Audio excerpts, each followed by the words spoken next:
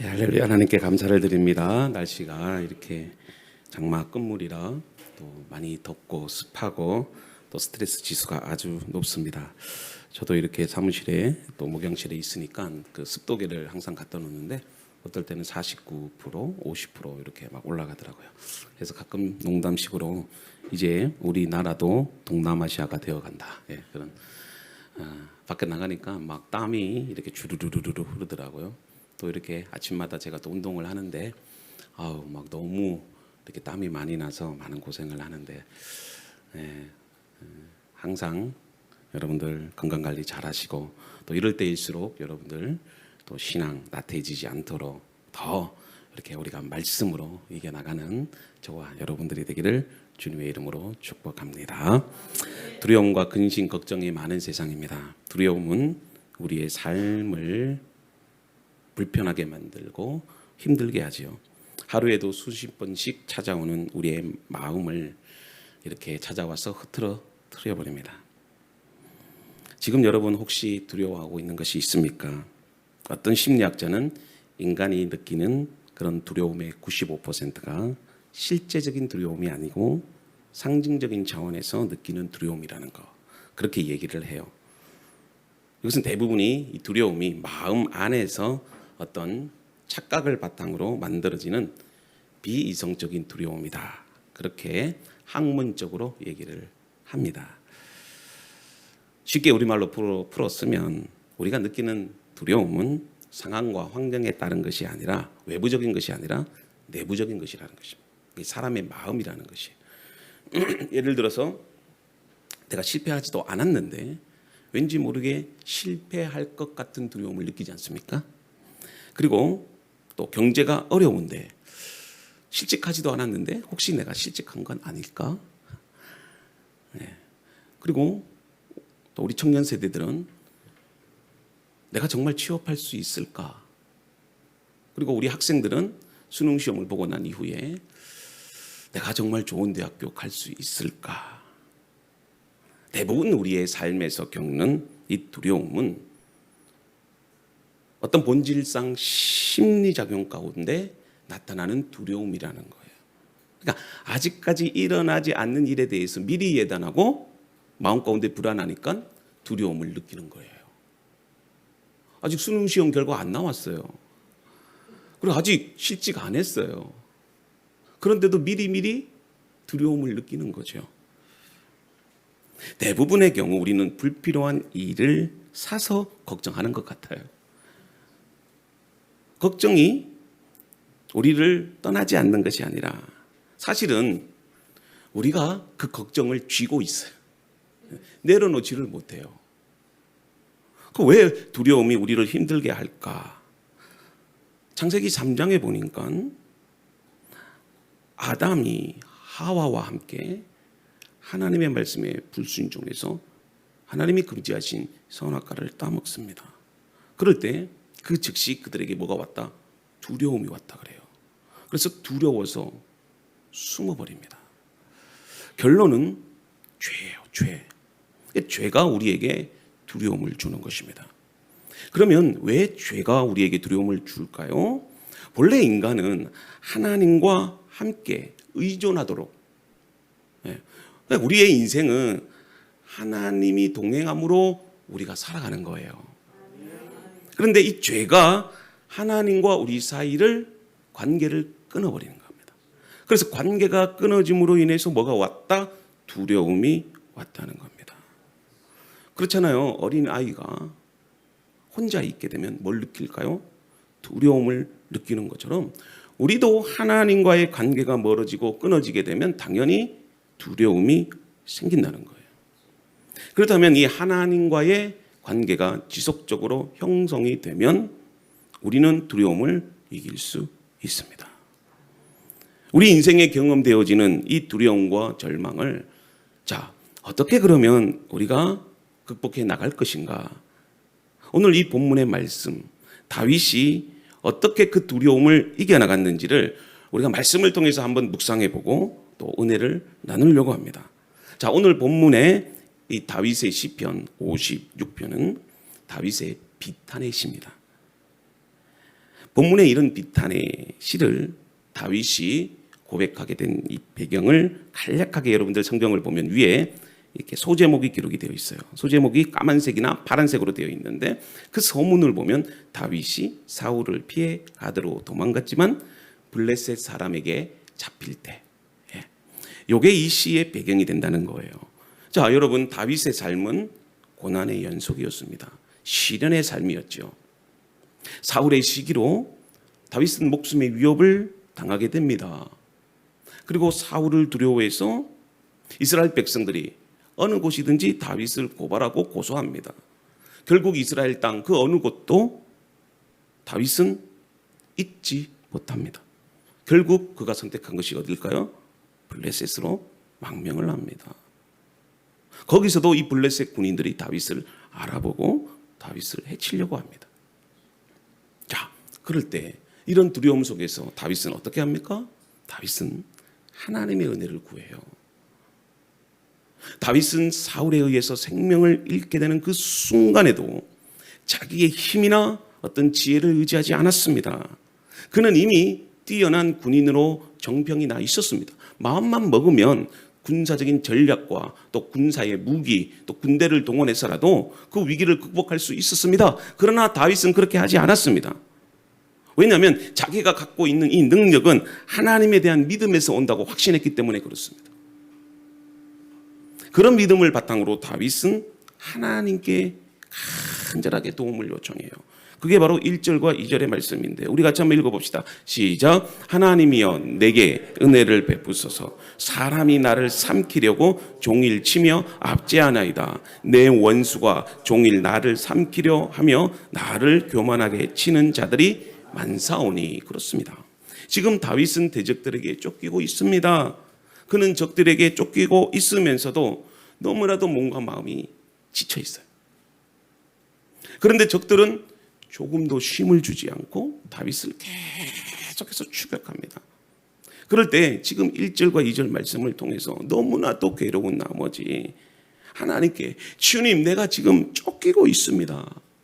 너무 힘들고 괴롭습니다. 사람이 나를 삼키려고 하고 나를 압제합니다.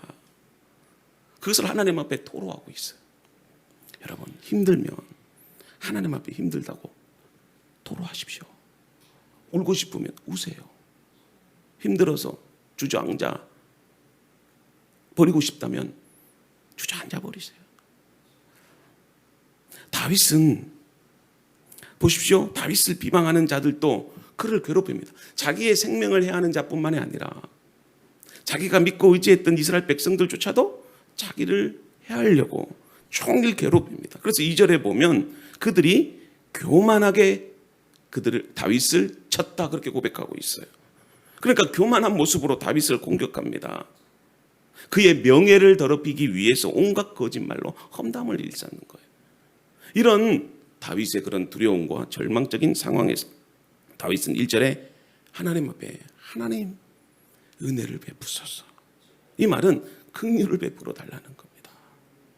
이 말로 기도를 시작해요. 쉽게 말하면 살려달라는 기도예요. 살려달라는 기도.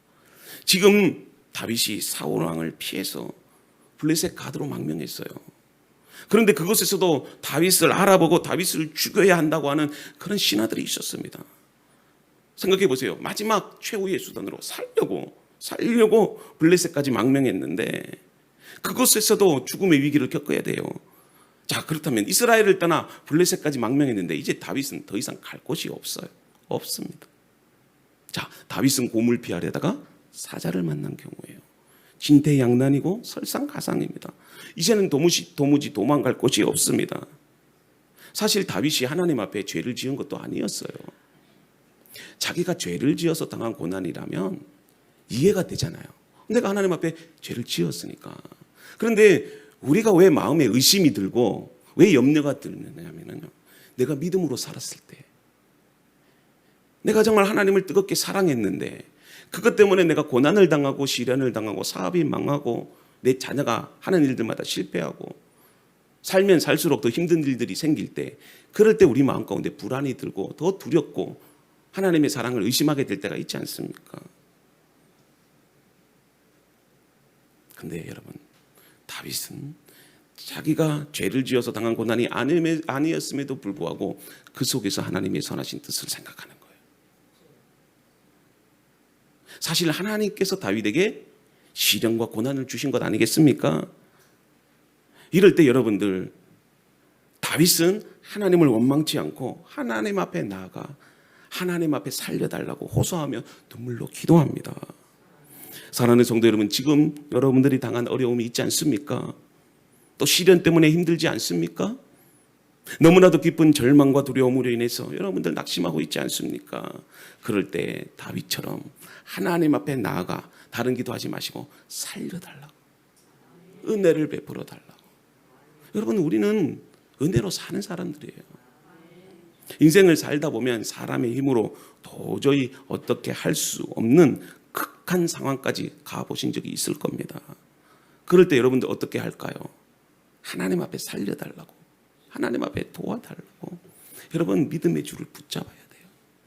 여러분들 만약에 절벽에, 상황에, 그 절벽 가운데 있다고 생각할 때 여러분들이 줄을 잡고 있는데 그 줄을 잡으면 죽어요. 그러면 살기 위해서 그 줄을 붙잡아야 됩니다. 우리를 살리시는 분은 하나님입니다. 우리를 지키시는 분은 하나님이에요. 그 믿음의 줄을 놓는 순간 우리는 죽어요. 모든 위기와 고통은 인간의 죄로 인한 것도 있어요. 그러나 하나님의 선하신 뜻 가운데 주신 고난도 있습니다. 이것을 분별해내는 사람이 지혜로운 사람이에요. 아, 그렇구나. 내가 특별히 하나님 앞에 잘못한 것이 없는데 나에게 시련이 오고 고난이 오면, 아, 이 속에는 하나님의 뜻이 있구나. 그래서 여러분, 고난이 올 때, 두려움이 올 때 내가 하나님 앞에 뭐가 잘못됐는가? 그렇지 않으면 이 속에서 하나님의 뜻이 무엇인가 여러분들 깨달아야 됩니다. 고난은 무조건 견디는 게 아니에요. 고난 속에서 내가 하나님의 뜻을 깨닫는 겁니다. 그럴 때 견딜 수 있어요. 그리고 그 다음에 기도하셔야 됩니다. 근데 기도하는데 살려달라고, 긍휼을 베풀어 달라고 간절하게 기도해야 됩니다.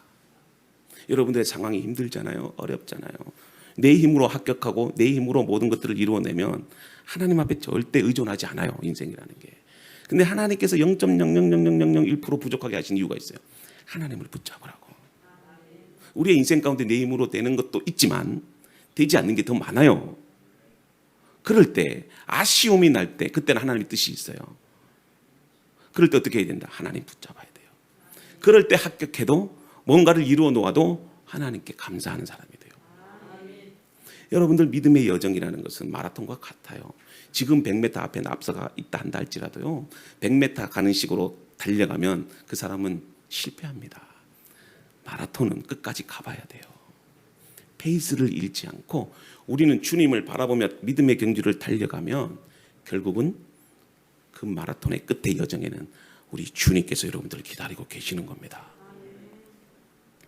자, 다윗은 이 적들의 압박 앞에서 어떻게 행동했을까? 자, 3절입니다. 3절 우리 말씀 봅시다. 시작. 내가 두려워하는 날에는 내가 주를 의지하리이다. 아멘. 자, 지금 다윗이 두려울 때마다 어떤 고백을 합니까? 나는 하나님을 의지하겠다. 사실 다윗과 같은 믿음의 사람도 두려움에 빠져요. 하물며 우리라고 두려움에 빠지지 않겠습니까? 여러분, 믿음이 있다고 해서 두려움이 사라지는 건 결코 아닙니다. 두려움은 믿음의 여부와 상관없이 누구나 경험하는 자연스러운 인간의 본성이에요. 감정이에요. 다윗도 하나님의 사람이었습니다. 그렇지만 다윗도 두려움에서 벗어나지 못했어요. 그럴 때 여러분, 두려움을 느낄 때, 절망될 때, 염려가 될 때 그 사실을 인정하셔야 돼요. 두려우면 두렵다고 고백하셔야 돼요. 어떤 성도들은 분명히 기도 제목이 있는데 목사님에게 기도 부탁하지도 않아요. 그래서 자꾸 감추려고 하는데, 저는 성도들한테 그런 얘기를 해요. 기도 부탁할 일 있으면 자존심 내려놓고 모든 기대 다 내려놓고 하나님 앞에 기도 부탁하세요. 물론 이 부끄러운 일들은 공개적으로 할 수 없지만, 예를 들어서 어떤 질병이나 자녀에 대한 문제가 있거나 여러 가지로 마음에 어떤 상처를 받았을 때에 여러분들 기도 부탁하세요. 주변에 있는 기도자들에게 기도 부탁을 하고 목사님에게 찾아와서 목사님 기도해 주세요. 근데 어떤 성도는 분명히 기도할 제목이 있는데도요, 기도 부탁을 안 해요.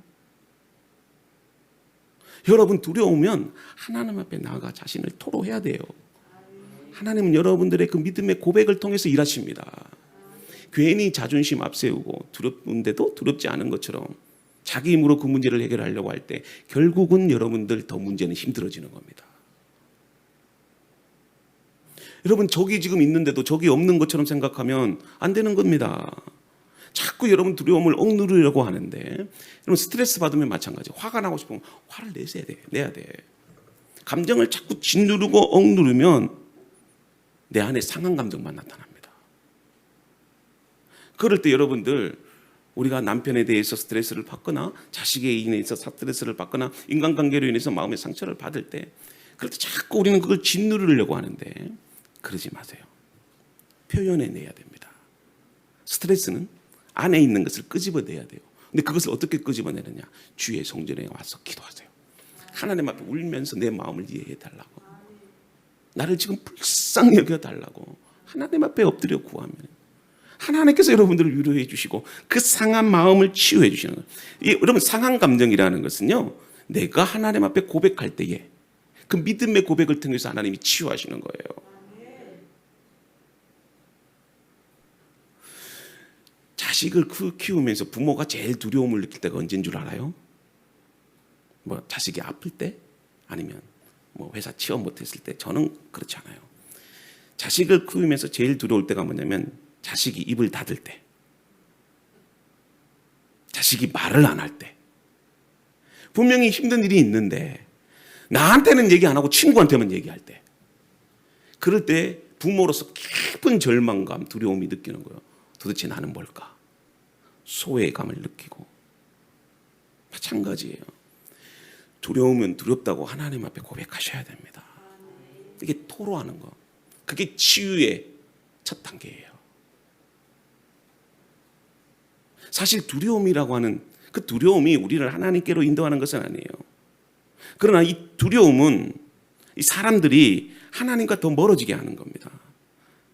그래서 여러분들, 우리가 두려움을 느낄 때, 어쩌면 이 두려움이라고 하는 긴 터널을 통과할 때 하나님보다 우리에게 더 큰 위로와 용기를 줄 사람은 이 세상에 없다는 것을 고백하셔야 돼요.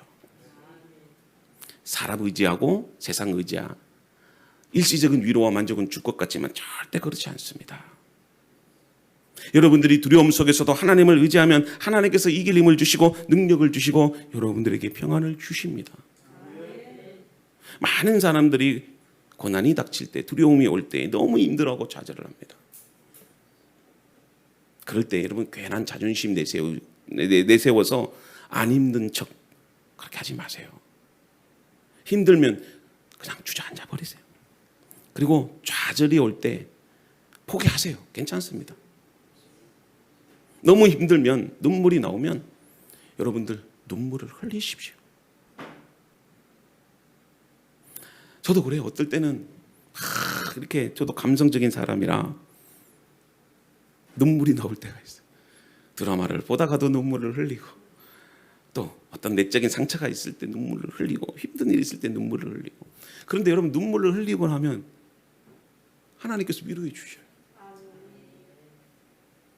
힘든 상황에 주저앉아버리고 싶은 내 모습, 포기해버리고 싶은 절망감이 들 때 오히려 내가 눈물을 흘림으로 그 눈물 속에서 하나님을 보게 돼요. 여러분들이 생각하는 인생이란 무엇입니까? 어떤 분들은 깊은 터널과 같다고 말하고, 광야라고도 말하고, 심지어는 지옥 같다고 그렇게 말을 합니다. 여러분들이 인생의 깊은 터널을 지날 때, 그리고 광야를 걸어갈 때, 인생이 지옥 같다고 느낄 때, 근데 그 순간에만 경험되어지는 특별한 은혜가 있어요. 제가 좋아하는 찬송 가운데 찬송가 438장, 내 영혼이 은총 입어. 저는 그 찬양을 좋아하는데요. 그 찬양을 보면 이런 찬양이 있습니다. 내 영혼이 은총 입어 중한 죄짐 벗고 보니 슬픔 많은 이 세상도 천국으로 화도다. 3절이요. 높은 산이 거친 들이 조막이나 궁궐이나 내 주 예수 모신 곳이 그 어디나 하늘. 다 같이 할까요? 할렐루야 할렐루야 찬양하세. 내 모든 죄 사함받고 주 예수와 동행하니 그 어디나 그 어디나 하늘나라. 그렇습니다. 우리는 슬픔 많은 세상을 살아가요. 고통 많은 이 세상을 우리는 살아갑니다. 또 우리 앞에는요 산이 있고 거친 들이 있고 초막 같은 곳에 우리가 살아도 우리가 이 세상을 천국으로 바꿀 수 있는 것은 주 예수와 동행하니. 할렐루야 찬양하세. 내 모든 죄 사함 받고 주 예수와 동행하니 그 어디나 하늘나라. 상황은 변한 게 아닙니다. 여전히 우리 앞에는요 산이 있어요. 그리고 거친 들만 보여요. 정말 아무것도 없어요. 그런데 내가 있는 이곳에 내가 주와 동행하기에 거친 산이 있든 내가 광야에 있든 초막 같은 곳에 내가 살아도 이곳이 천국과 같은 삶을 살 수 있다는 것입니다. 다윗은 두려울 때마다 하나님의 말씀을 묵상해요. 4절인데요. 내가 하나님을 의지하고 그 말씀을 찬송하올지라. 내가 하나님을 의지하였은즉 두려워하지 아니하리니 혈육을 가진 사람이 내게 어찌하리까. 아멘. 여러분 다윗의 일생을 보십시오. 그는 평생 사울을 피해서 도망자의 인생을 삽니다. 그뿐만이 아니라 자기 민족과 동료들로부터 배신을 당합니다. 그래서 도무지 이스라엘 땅에는 살 곳이 없었기 때문에 그가 살기 위해서 블레셋으로 망명을 합니다. 그런데 이런 절대적인 위기 속에서도 다윗은 하나님의 말씀을 붙잡습니다. 여러분 두려울 때, 힘들 때 하나님의 말씀을 붙잡아야 됩니다. 인간의 감정 중에 가장 강력한 것이 두려움이라고 합니다. 이 사람들은 그래서 이 두려움을 회피하고 싶어하고 마주하기를 꺼려합니다. 또 사단은 그 두려움을 이용해서 인간에게 공포심을 심어주고 그리고 감정에 깊이 빠지게 함으로써 뭘 느끼냐면 수치심을 느끼게 해요. 그래서 하나님과 멀어지게 해버립니다. 그래서 그 모든 두려움의 원인을 하나님으로부터 생각하게 만들어버려요. 그러니까 불평하고 원망하게 되죠. 근데 다윗은 이러한 두려움 속에서도 하나님의 뜻을 생각해요. 그리고 하나님의 말씀으로 극복해냅니다. 상황이 힘들 때 어떻게 해야 될지 판단이 안 설 때 그때 하나님 말씀만 들어야 됩니다. 상황이 어려워지면 온갖 귀신들이요 사람을 통해서 나를 유혹합니다. 예를 들어서 내가 어떤 질병에 걸리면은요 암에 걸렸다. 그러면은요 수많은 사람들이 뭐 이 암에는 어떤 약이 좋고 어떤 병원은 좋고 어디로 가야 빨리 치유하고 뭐 어떻게 해야지 뭐 빨리 낫습니다. 이렇게 해보세요. 난 비타민 먹었는데 아니면 이딴 과일을 먹었는데 어떤 사람은 산에 갔는데 막 귀 막아야 돼요. 그리고 말씀 묵상으로 들어야 돼요. 여러분. 어려움이 있을 때 말씀 묵상 그리고 그 자리를 기도의 자리로 사람의 소리를 듣고 그대로 하지 말고 사람의 소리는 참고로만 하고 하나님의 말씀을 들어야 돼요. 하나님의 말씀. 사람의 말을 기울이면요 해다가 안 됐을 때 그 말대로 했는데 안 되면 더 두려워요. 다윗이 가장 두려워했던 것이 뭔 줄 아십니까? 사울의 공격? 아닙니다. 믿고 의지했던 자들의 배신. 자기 주변에 도움을 줄 만한 사람이 전혀 없었다는 것에 다윗이 두려워했을까요? 아닙니다. 다윗은요, 자신이 이 고난 속에서도 하나님의 말씀을 신뢰하지 못할까 그런 두려움을 가졌던 거예요. 그렇잖아요. 너무 힘들면 뭐 하나님이고 뭐고 생각 안 나는 거예요, 사람이.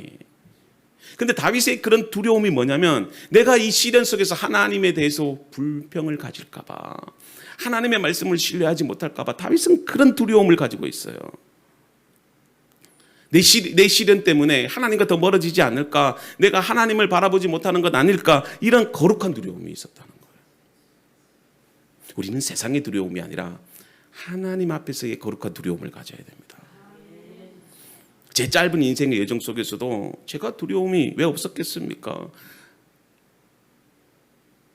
저도 유학 생활을 결정하면서 아무것도 가진 것도 없고 3개월 동안 혼자 미국에 뭐 이렇게 누구 하나 있는 것도 없었어요.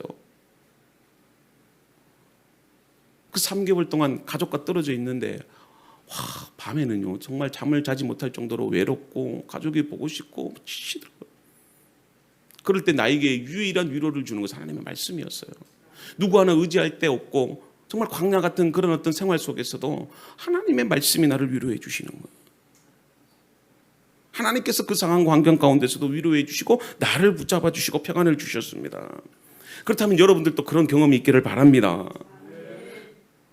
여러분, 아무리 하나님의 은혜가 여러분들에게 주어진다고 해도, 하나님이 함께 하신다고 하는 그 말씀이 여러분들에게 전한다 해도 여러분들이 믿지 못하면 아무런 도움이 되지 못해요. 두려움을 극복해 나가는 결국은 믿음이에요. 믿음. 하나님께서 나를 지키신다, 하나님이 나에게 평안을 주신다, 그런 사실조차도, 진리조차도 내가 믿지 않으면 아무런 유익이 되지 못해요.